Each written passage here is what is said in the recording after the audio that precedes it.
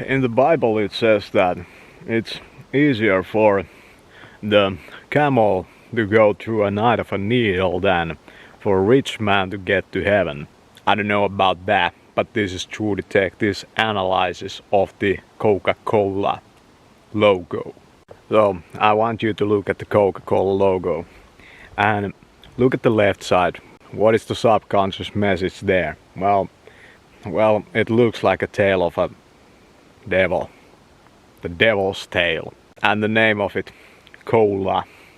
Coca-Cola. So you see how there's a camel there. You change a couple of letters. You see there's a camel there. And it's going through that. It's going through that fucking hole. Like the cavities in your teeth. Yeah. I used to be a Coke drinker and I drank a lot of it. I mean a lot of it. And I was depressed, I was tired. And I was getting fucking fat. And at some point I quit it. But maybe the damage was done because now what I'm going through now is this is starting to be on the hell territory. I've been just kind of hoping that I would die from this, you know, because I really don't want to live with this kind of stuff anymore. It was the time of World of Warcraft and I have this fat friend that got me into the fucking game. World of Warcraft. It's downhill from there. And I can still remember that I had this mouse, the Razer NAGA, and on it you had 12 buttons. You could press those. And I remember even how I bind the skills. How I even binded the skills to those buttons. Because I was playing warrior while drinking all that coke. Well, the Warcraft was probably filled with subconscious messages to consume. Well, they probably had to deal with coke. And in the war times, coke, it's American. But in the war times, we Finlandians, we were on the side of the Nazis, fighting against Russia. Not with the Allies, or the Allied. And in World of Warcraft, you had the Horde, and you had Alliance. I started with the Horde. I was first playing a troll, but you could change your form. And of course every class had its own spells and abilities. And World of Warcraft was one of those games you had to use a lot of buttons on. I don't know, at some point that game was no longer fun. This is no longer fun. A lot of stuff in life, it has that initial high. When that wanes off, you're left with the truth of it. Then you either let go and keep holding on, or you go searching for another high, another new stuff that will give you that kind of rush of. And there was a magical feeling when I started playing WoW. All of it, you know, the sounds and kind of the mystique about it, and how coke fueled that experience. For a young mind like mine, it was just the best. And there was that acronym IRL, in real life. And Coca-Cola was beside me for years on my desk when I was on the computer. Whatever game, whatever time, it was just there. And I kept drinking that shit for at least 7 years. Almost daily. Some other soft drink. And at some point I also became a fucking smoker. So I have bombarded my mouth. Well, what's the same with Windows and Coke? Well, I believe that If you want to manufacture coke, it's manufactured by different companies around the world, and they do it on a license. So you also have to have a license to use Windows. And I just started to use Red Hat Linux now. That's also a license base. But you can use Red Hat for free. There's a way to use it for free. I went to Egypt with my mother when I was in the world of Warcraft. And it was an interesting trip. And I kind of wish I could go back there. But now Egypt has probably changed.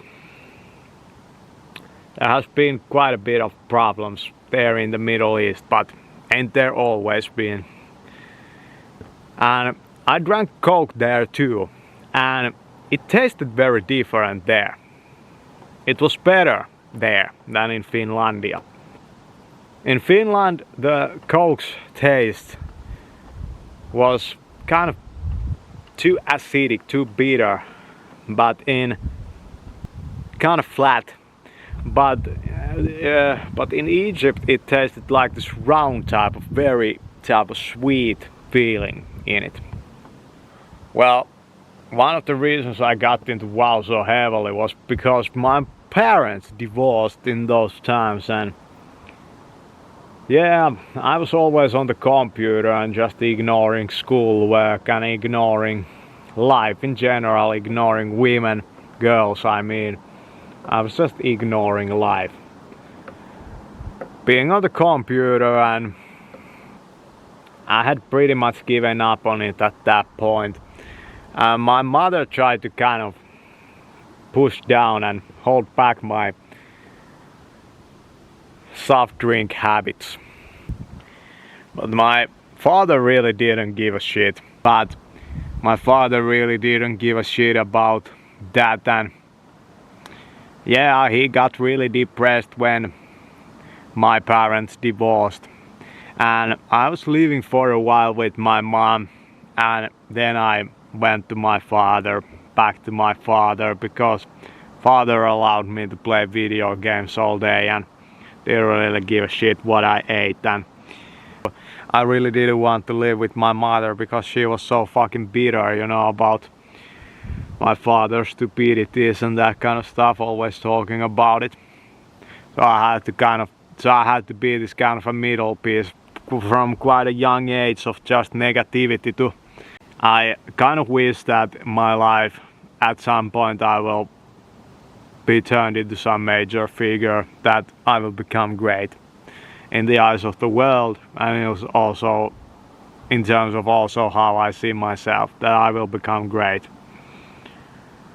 It would be great as a revenge for my parents, to take that revenge on my parents that I actually became. It would be a great revenge to take on my parents if I could become like that. I would think of it as a revenge I take on my parents because they didn't really believe shit in me. I kind of wish that my life at some point I will be turned into some major figure, that I will become great in the eyes of the world, and it was also in terms of also how I see myself, that I will become great. It would be great as a revenge for my parents. It would be great to take that revenge on my parents that I actually became. It would be a great revenge to take on my parents if I could become like that. I would think of it as a revenge I take on my parents because they didn't really believe shit in me. But I also kind of feel that I might just die prematurely through neglecting myself and just not being fit for the world. Because that was the reason why I got into WoW so heavily. I wasn't fit for this world.